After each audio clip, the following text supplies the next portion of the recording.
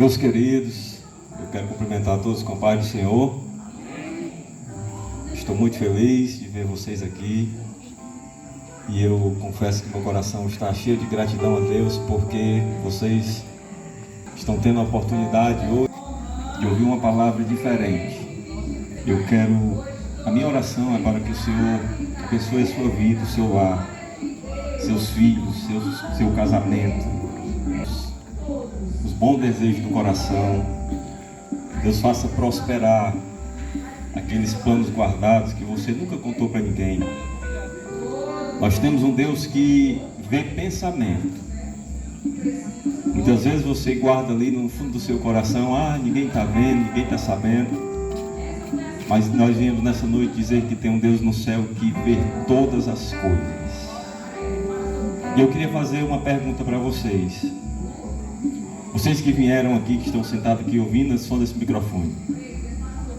De alguma forma, Deus falou com você? Você pensou algo e alguém chegou aqui e falou, ou então cantou, e foi exatamente aquilo que o seu coração estava pensando ou desejando? Alguém teve essa experiência aqui? Se você tiver, por gentileza, levanta-se a mão. Você que chegou aqui, o Senhor falou com você, você sentiu no seu coração? Dá para levantar a mão assim? Você não precisou contar para ninguém, você não falou para o seu vizinho, mas você sabia que o Espírito Santo, Ele sabe exatamente a sua necessidade. E você veio aqui, talvez você tenha se programado de ir para outro local, ter saído para ir para algum evento, ir para algum local diferente, e aí as coisas foram dando erradas, e aí alguém ligou desmarcando, alguém disse: não vai dar certo, fulano adoeceu, e agora me atrasei, e aí daqui a pouco você se viu sendo convidado para chegar aqui nessa noite. Aí você se pergunta: como é que pode? Eu não estava pensando em estar aqui nesse lugar. Eu quero dizer que foi o Senhor que te trouxe aqui nesse local. Olha, não tenha dúvida disso, foi o Senhor que te direcionou a esse local. E nós queremos, com muita alegria, eu quero trazer uma palavra de Deus para você. Eu quero trazer uma mensagem que fala de uma mensagem. Eu vou ser rápido aqui para não lhe cansar, mas eu queria lhe pedir sua atenção. Não perca, por gentileza, a atenção, porque eu tenho certeza que o Senhor ainda vai concluir a boa obra que Ele começou. Você pode dizer amém? Amém quer dizer assim seja. Amém quer dizer o seguinte: eu concordo com o que você está dizendo. Tá certo? Olha só, na primeira carta que Paulo escreveu aos Coríntios, no capítulo 1, no versículo 18, ele escreveu o seguinte: porque a palavra da cruz, em outras traduções ele vai dizer o seguinte: porque a mensagem da cruz é loucura para os que perecem, mas para nós que somos salvos é o poder de Deus. Porque está escrito: destruirei a sabedoria dos sábios e aniquilarei a inteligência dos inteligentes. Onde está o sábio? Onde está o escriba? Onde está aquele que questiona todas as coisas? Deus não tornou louca a sabedoria deste mundo, visto como na sabedoria de Deus o mundo não conheceu a Deus por sua própria sabedoria. Aprove a Deus, Deus faz questão de salvar os crentes pela loucura da pregação. Não estou entendendo nada, eu vou tentar explicar. Quem escreveu essas palavras aqui foi um homem chamado Apóstolo Paulo. Ele era um judeu, daqueles puro sangue. Ele disse que era hebreu de hebreu, tinha muitas qualidades. Era um doutor da lei, um homem que conhecia das escrituras, um homem que tinha muitas qualidades, muitas características, assim, um homem decente. Ele foi o autor de 13 livros só do Novo Testamento da Bíblia. Era alguém que conhecia as escrituras. Ele dedicou a sua vida a servir a Cristo, ao apostolado.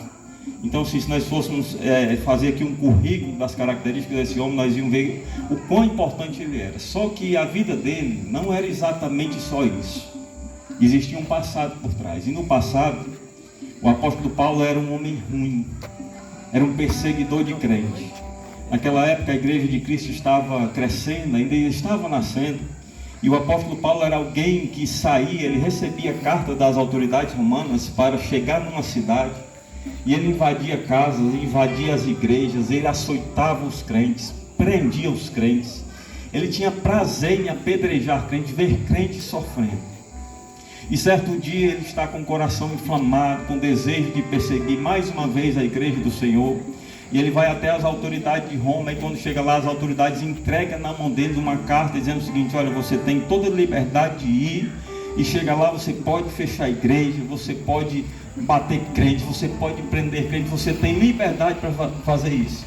O apóstolo Paulo, ele vai no seu caminho para uma cidade chamada Damasco, no seu coração cheio de ódio, cheio de fúria, querendo acabar com o povo de Deus.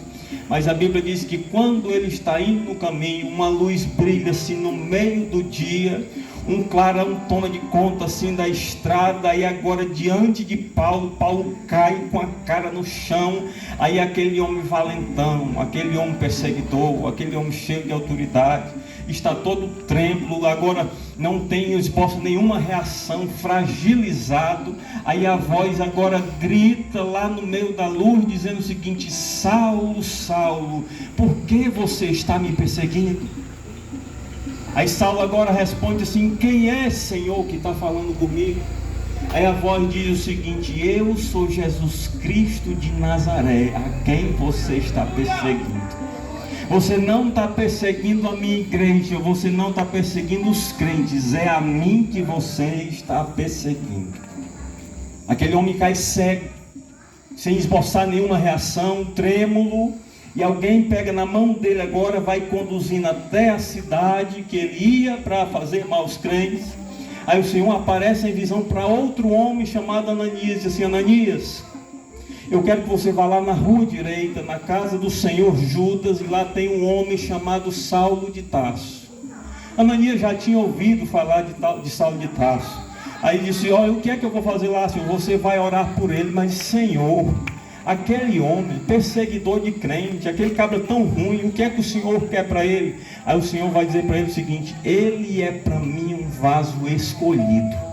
Em outras palavras, Jesus estava dizendo o seguinte: ele vai ser um pastor, vai ser um pregador, vai ser um missionário, e o meu nome vai ser conhecido através da vida dele. Paulo se converte. Paulo agora é um missionário, ele está fazendo o que nós estamos fazendo aqui nessa noite, pregando a palavra. Passa-se 20 anos e agora Paulo vai escrever exatamente isso que eu li nessa noite aqui.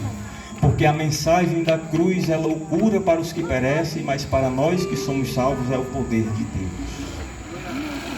Na época existia pelo menos 3 grandes mensagens que eram pregadas.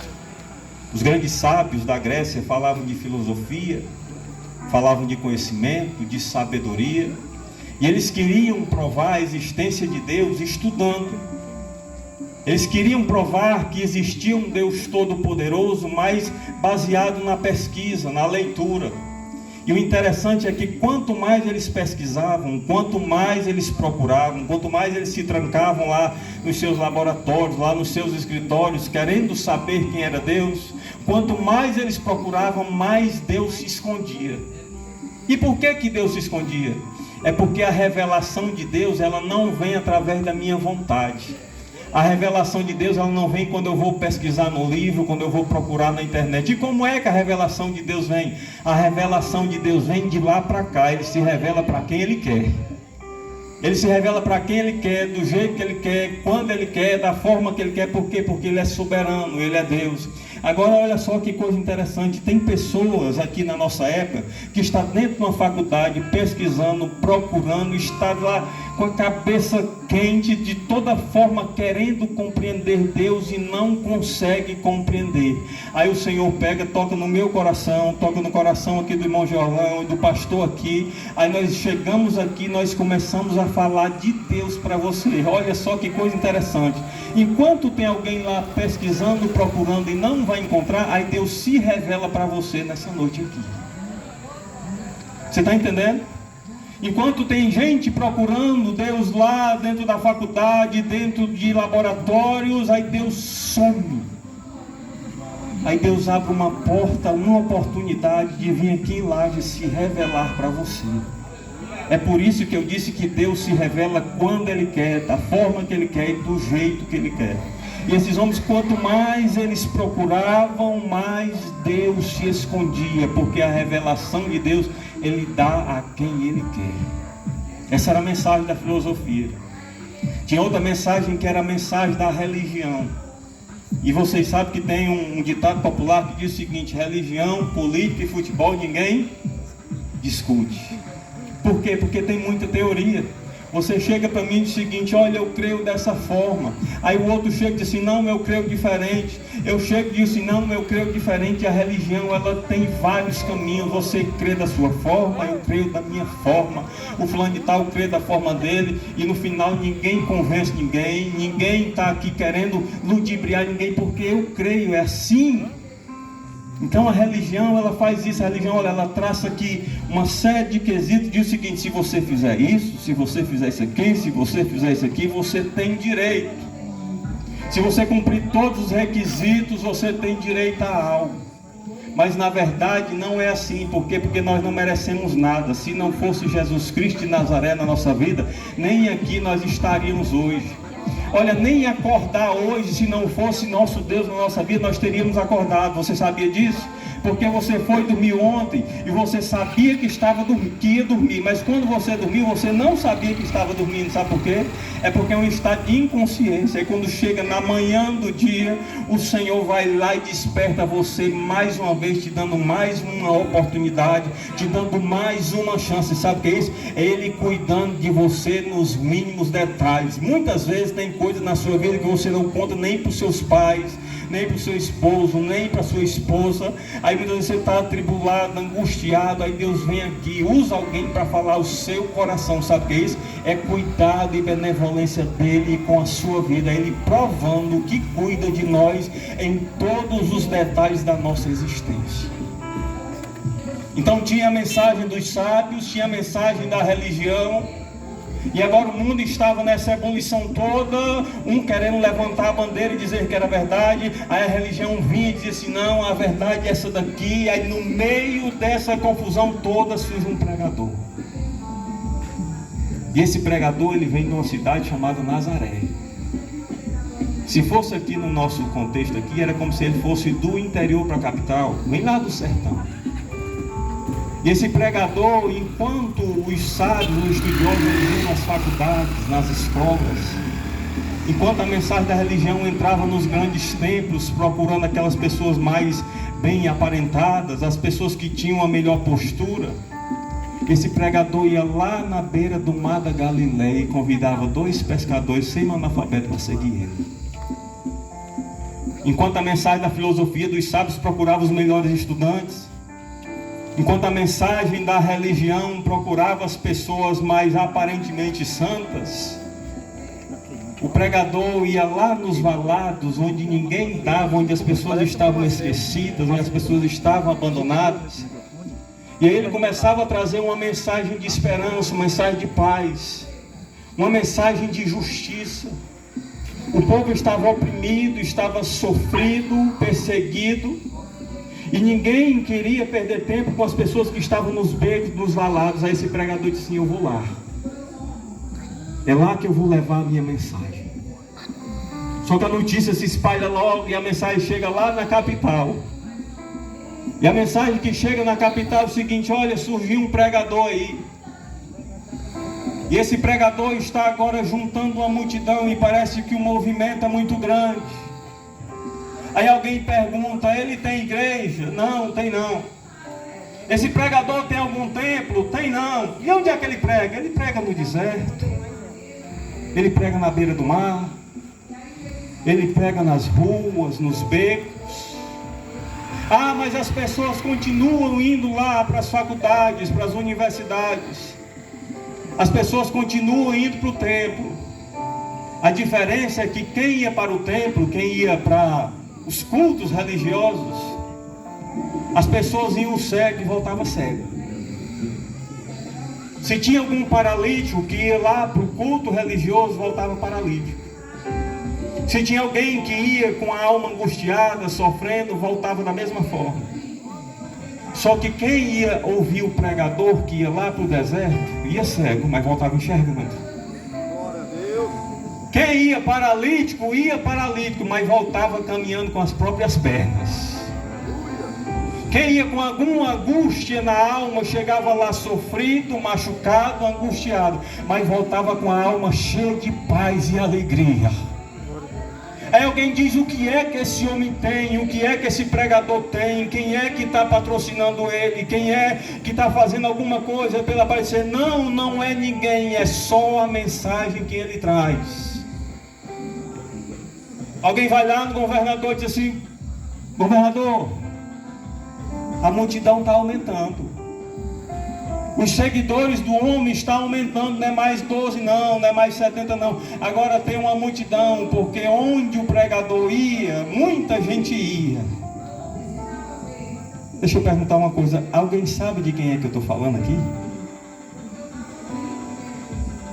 Você sabe quem é o pregador que eu estou falando aqui? O nome dele é Jesus de Nazaré. Jesus está pregando, a multidão está aumentando. Alguém chega de novo lá na cúpula religiosa e diz o seguinte: nós temos que parar com esse homem.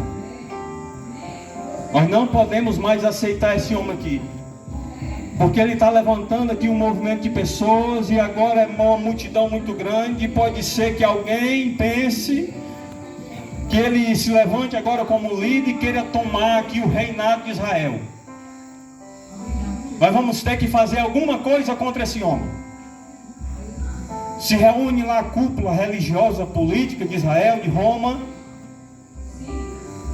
e eles acusam o pregador de 2 crimes: insurreição, que é juntar o povo contra o governador, e blasfêmia, porque o pregador dizia que era o Filho de Deus. Se reúne lá todo mundo e diz o seguinte: nós vamos ter que matar ele, nós vamos ter que parar. Era uma quinta-feira. Jesus Cristo de Nazaré estava orando no jardim. Chegam soldados romanos e o prendem. Rasgam as vestes dele, açoitam ele, batem nele na cara, desfiguram ele por completo. Ele não esboça nenhuma reação, não abre a boca para dizer nada. A Bíblia diz que ele, como um cordeiro mudo, ele permaneceu calado. E agora aqueles soldados tomam ele, amarram ele, batem nele. E diz: é tu que está levantando aqui o movimento? Tu és o Cristo, Filho de Deus? Está dizendo que é o Rei dos Judeus? Eles acusam aquele homem de 2 crimes. E os 2 crimes que o acusam ele tem uma pena, e uma pena de morte. E a morte tem que ser numa cruz. Só os piores criminosos eram mortos numa cruz. As piores espécies de pessoas criminosas morriam numa cruz. Eu pergunto: qual foi o crime que ele cometeu? Qual foi o crime que ele cometeu? Ele é condenado à morte de cruz. Sexta-feira, 9 horas da manhã, ele é crucificado. Ele fica das 9 da manhã até as 3 da tarde. Ele morre. O pregador morreu. Eu disse para vocês que tinham pelo menos 2 grandes mensagens: a mensagem dos sábios, da filosofia, e a mensagem da religião. Foi ou não foi? Agora, como é que eu vou chegar para um sábio? Como é que eu vou chegar para alguém que é muito entendido, que é um estudioso, e vou dizer que a mensagem que aquele homem estava pregando é poderosa? Como é que eu vou chegar para alguém e vou dizer o seguinte: olha, você conheceu aquele pregador que estava aqui crescendo e juntando a multidão? Sim, conheço. Como é que eu vou dizer que a mensagem dele é poderosa se ele não foi capaz de salvar a própria vida? Como é que eu vou compreender isso? Aqui para nós, como é que eu vou compreender que a mensagem que aquele homem pregava era tão poderosa Que ele salvou tanta gente, fez tanto milagre, mas não foi capaz de salvar a própria vida. É ou não é uma loucura? É difícil de entender um negócio desse, eu sei que é. Como é que eu vou defender isso? É por isso que Paulo está dizendo o seguinte: olha, a mensagem da cruz é loucura, não dá para entender. Porque a mensagem da filosofia, tudo bem, é conhecimento, é pesquisa, é teoria. A mensagem da religião, tudo bem, é regra, é norma. Mas eu vou dizer que a mensagem da cruz é poderosa. Se o pregador não pôde salvar a sua vida. Mas sabe por que ela é poderosa? É porque a mensagem da cruz, ela fala de substituição. Não era para ter sido ele, era para ter sido nós. Porque eu disse aqui que os maiores criminosos morriam numa cruz. Ele não era criminoso, ele era inocente. Eu estou falando de alguém, quando eu digo substituição, eu estou falando de alguém que substituiu o seu lugar e o meu lugar pelo dele. Existe uma ilustração que Cristo, ele pega a nossa ficha de culpa e pega a ficha dele de inocente e troca. Você agora está inocentado, o culpado sou eu, vou morrer no seu lugar. É por isso que a mensagem da cruz é poderosa e não dá para compreender, sabe por quê? Porque ela fala de substituição. Quem transgrediu, quem foi? Fomos nós. Quem pecou, quem foi? Fomos nós. Quem abandonou Deus, quem foi? Fomos nós. Aí Jesus Cristo suporta a ira de Deus. A morte no Calvário era minha e era sua. O profeta Isaías diz o seguinte: o castigo que nos traz a paz hoje estava sobre ele. O nosso castigo e a paz. Aí ele faz o seguinte: pega a minha paz e me dá o teu castigo. Quer segurar um pouquinho aqui? Essa é a loucura da mensagem da cruz. Senta aqui, ó. Aquele que não conheceu o pecado, ele fez pecado por nós, para que nele fôssemos feitos a justiça de Deus. Deus queria fazer justiça contra nós, contra o nosso pecado. Mas ele disse o seguinte: não faça justiça contra ele, faça em mim. A mensagem da cruz fala de substituição. Por que essa mensagem é uma loucura e não dá para entender? Porque morrer numa cruz, teoricamente, é um sinal de derrota, é ou não é? Morreu numa cruz, está derrotado. Salvou todo mundo, mas não pôde salvar a si mesmo. Quando eu olho para o cenário de ver alguém morrendo numa cruz como um criminoso, qualquer um aqui de nós que olhasse me dizia o seguinte: coitado, perdeu, está derrotado. Por isso que a mensagem da cruz é loucura. Sabe por quê? Porque morrer na cruz não foi sinal de derrota, foi sinal de vitória. Como é que pode sinal de vitória morrer na cruz? Sim, sabe por quê? Porque Cristo venceu o diabo e o pecado.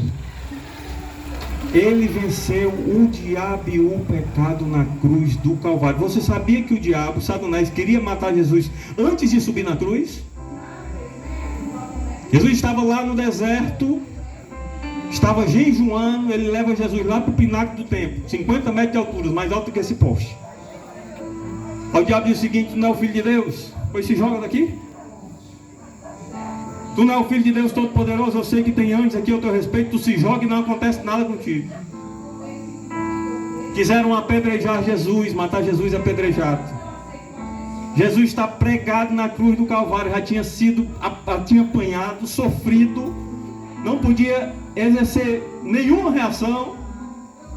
Aí o que é que o malfeitor que estava do lado diz o seguinte: tu não é o filho de Deus? Por que tu não desce da cruz, rapaz? O diabo sabia que se Jesus morresse na cruz, ele perdia, porque havia uma promessa. Se Jesus tivesse descido da cruz, nós não estaríamos aqui hoje. Só estamos aqui porque ele não desceu, ele foi até o fim. Aleluia! Bendito seja o nome do Senhor para sempre. Glória a Deus. Morrer numa cruz, a mensagem da cruz. Quando você vai numa rodovia dessa por aqui, que tem uma cruz, que tem um crucifixo lá no meio do caminho, o que é que você pensa? Aqui morreu alguém. Não é verdade? Quando você vai passando que tem uma cruz, você diz o seguinte: aqui morreu alguém. A mensagem da cruz é loucura, sabe por quê? Porque quando nós olhamos para o Calvário que tem uma cruz, nós dizemos o seguinte: aqui nasceu alguém. Aqui alguém teve o pecado perdoado. Aqui alguém teve uma nova chance. E quem era esse alguém? Nós. É por isso que essa mensagem é loucura. A mensagem da cruz, ela não faz sentido. Sabe por que a mensagem da cruz é loucura? Porque Jesus pagou o meu e o teu pecado. Se Deus pegasse aqui, olha, eu vou chamar aqui fulano de tal e eu vou parcelar aqui o seu pecado. Você vai dar uma entrada e eu vou parcelar o resto. Você podia viver 1000 anos, não pagava a conta. Porque nós não tínhamos condição. Mas Jesus pagou por nós o preço do nosso pecado. E Paulo vai dizer que ele pegou a cédula. Cédula é uma promissória. Vocês sabem o que é promissória, né? Ele pegou a promissória que era contra a nossa vida. E ele marcou com o sangue dele assim. Colocou lá na cruz do Calvário. Todas as vezes que alguém intentar alguma acusação contra nós, você pode dizer o seguinte: o meu pecado já foi perdoado e pago por Jesus de Nazaré. Ele cravou lá na cruz do Calvário. Você está livre. Seu pecado foi perdoado. Não tem mais que pagar promessa, não tem mais que fazer nenhum esforço, não. Sabe por quê? Porque Jesus fez por nós. Ele já quitou, já pagou. E eu vou terminar. Sabe por que a mensagem da cruz é loucura? Porque de todos os pregadores que passaram nessa terra pregando cada um a sua mensagem, só Jesus está vivo. Os maiores sábios, os maiores entendidos, reis, imperadores, professores, mestres, morreram todos.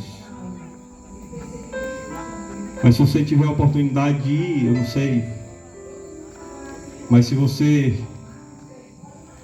chegasse num túmulo que tem lá em Jerusalém, tem uma placa dizendo o seguinte: ele não está aqui porque já ressuscitou.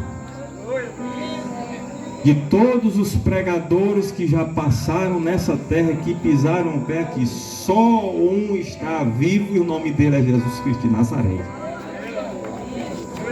Você pode dar um glória a Deus? Dê um glória a Deus. Você está adorando ao Rei do Universo. E o resumo dessa mensagem, dessa história, é para dizer que ele tem um novo modelo de vida para você. Aquele homem que eu falei no início, que era o perseguidor de crente, um dia ele disse o seguinte: olha, se alguém está em Cristo, é nova criatura. As coisas velhas passaram. A partir de agora tudo é novo. Quando você entrega a sua vida a Jesus, tudo muda. Ele muda o comportamento, ele muda o caráter, ele muda o jeito de falar, o jeito de andar, o jeito de se vestir. Você passa a ser nova criatura.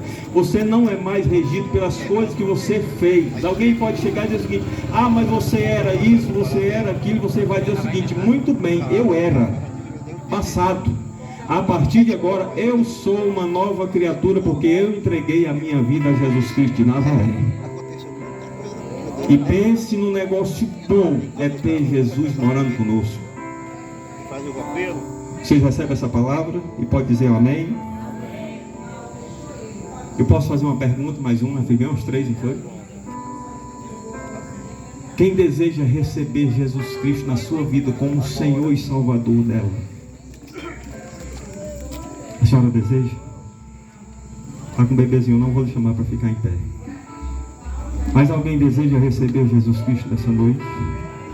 Segunda vida aqui, ó. Mas alguém deseja receber Jesus Cristo de Nazaré como Senhor e Salvador da sua vida? Levanta assim a mão. A senhora aqui também, mais uma ali. Pastor, pelo amor de Deus, vem cá, pastor. Mantenha sua mão levantada assim. Jesus Cristo está salvando nessa noite. Há um milagre de salvação aqui nessa noite. Pessoas estão dizendo que querem Jesus de Nazaré. Nós não viemos aqui falar de religião, não viemos falar aqui de homens, nós não viemos falar de políticos, nós viemos falar de Jesus Cristo de Nazaré. Eu queria lhe convidar, você que levantou a mão, por gentileza, venha até aqui, venha até a frente. Nós queremos orar por você, nós queremos abençoar a sua vida, nós queremos